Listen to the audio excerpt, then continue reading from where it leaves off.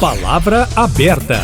O Ministério do Turismo avalia se a venda de pacotes de viagem por empresas como a 123 Milhas é boa para o consumidor. Do contrário, o modelo pode ser proibido no Brasil. A 123 Milhas suspendeu os pacotes e a emissão de passagens de sua linha promocional no dia 18 agora de agosto. A medida afeta viagens já contratadas da linha Promo, de datas flexíveis, com embarques previstos de setembro a dezembro. A suspensão, como não poderia deixar de ser, revoltou clientes. A 123 Milhas virou alvo de investigação. A empresa informou que a decisão se deve à persistência de fatores econômicos e de mercado adversos, entre eles a alta pressão da demanda por voos, que mantém elevadas as tarifas, mesmo em baixa temporada, e a taxa de juros elevada. Para aprofundar nesse assunto, Eustáquio Ramos e eu, Kátia Pereira, estamos recebendo agora no Palavra Aberta Digital a advogada e especialista nos direitos do passageiro aéreo, Brenda Gagno. Olá, Brenda, bem-vinda. Obrigada pela presença.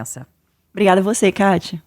Eu acho que é necessário neste momento, como a 123 Milhas é uma empresa que atua de maneira diferenciada, né, no mercado de turismo, justamente explicar para o nosso internauta o que é esse diferencial que está levando a esse descontentamento por parte do consumidor e também as investigações que estão sendo abertas. O descontentamento está levando justamente essa questão da suspensão dos pacotes de setembro a dezembro, dos pacotes flexíveis promo vendidos pela 123 Milhas. Pois é, o que é esse pacote flexível?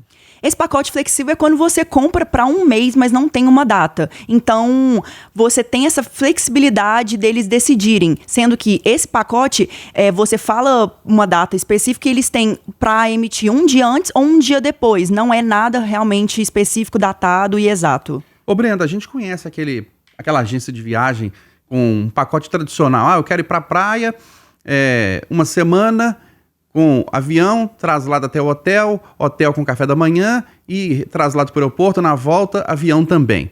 Aí você paga um valor X para você, o marido, o homem, para a esposa e faz a viagem em uma data marcada. Qual que é a diferença do trabalho, para o nosso internauta entender, a diferença do trabalho dessa agência de viagem para 123 Milhas? Então, a agência de viagem, ela é contratada para uma data específica. Por exemplo, eu vou 1 de setembro. Já no caso da 123 Milhas, tem as duas formas, só que justamente o que está dando problema não é essa data exata, como é vendido em outras empresas, como a CVC. É sim a questão de flexível. Quando você vai viajar, não é tão exato. Por exemplo, tem pacotes de 2025 sendo vendidos, sendo que nem há passagens atualmente no mercado à venda. Então, é justamente esse problema e essa desconfiança de uma agência de viagem normal e a 123 Milhas. Toda essa flexibilidade, datas futuras, incertas, tudo isso é autorizado aqui no Brasil, Brenda?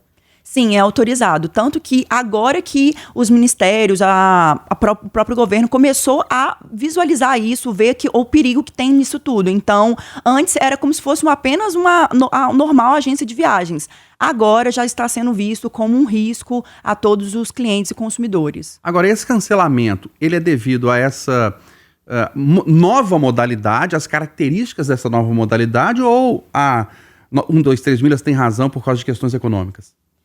Então, as duas formas, mas isso daí é o risco do cliente, o risco da empresa. A empresa tem que prever isso na hora que oferta um produto, um serviço. Então, justamente isso. Na hora que você fala assim, vou vender uma passagem de 2025, você tem que estar, sim, prevendo que pode aumentar o combustível, você vai gerar qualquer coisa que influencie, por exemplo, uma guerra. Só que, na verdade, eles estão vendendo para 2025, sendo que nem começou a venda dessa passagem. Então, vai influenciar tanto na questão de inflação, a questão tarifária, combustível, várias questões que não se pode prever agora para 2 anos para frente. Muitas pessoas que aderiram a esses pacotes promocionais ainda estão uma incerteza muito grande, sem saber o que fazer. O que é necessário? Qual que é a primeira atitude? Quem que os consumidores devem procurar ou que órgão deve ser acionado? A primeira atitude, a primeira coisa a se fazer, entrando ou não na justiça, é a reclamação no consumidor.gov ou no Procon. Por quê? Porque a partir disso você já tem um respaldo que você tentou entrar em contato com a empresa. Porque muitas vezes o que acontece? A justiça, você entra com o processo, a justiça fala assim, não, mas você nem tentou em contato com a empresa, você tentou reverter isso que aconteceu. Então, na hora que você já se antecipa e já faz essa reclamação no consumidor.gov, você já evita essa resposta do juiz que vai fazer demorar para resolver, sendo que sua viagem está para o início de setembro. Então, se você já toma essa atitude no primeiro momento, você já se precavém futuramente do que pode acontecer e etc. Ô Brenda, só para a gente aprofundar um pouco mais nessa questão do modelo de venda de pacotes. Por que, na sua opinião, que a 123 Milhas não cancelou os pacotes que não são flexíveis? Significa que está dando errado esse modelo de datas flexíveis?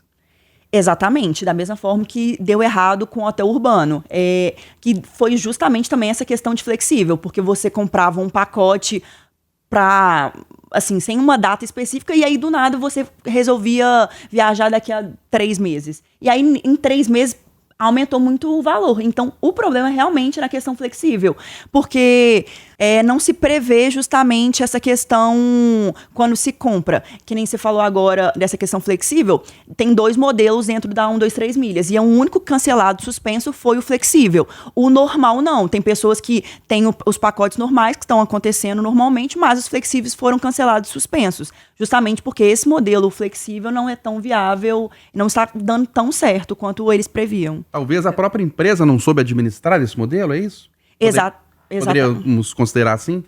Exatamente. Porque eles estão vendendo coisas para 2025. Um pacote de viagem, uma passagem, ela é para 11 meses, 1 ano para frente. Então, vamos lá. Você prevê isso de alguns meses, a inflação, combustível, etc. Você não prevê como vai estar a economia, o país ou o mundo em 2025. Então, quando acontece isso, chega em 2025, por exemplo, aí você viu, nossa, aumentou R$3.000 da passagem que eu vendi por 1.000. O que eu faço? Só que como é o risco da empresa, esse tipo de questão que é prevista na lei, justamente é onde eles pecam, já que eles não preveram, não colocaram essa cláusula no contrato e dá problema. Olhando assim, superficialmente, a impressão que a gente tem é de que é uma conta que não fecha e que aparentemente houve má gestão. Você vai nessa linha ou trata-se de um golpe?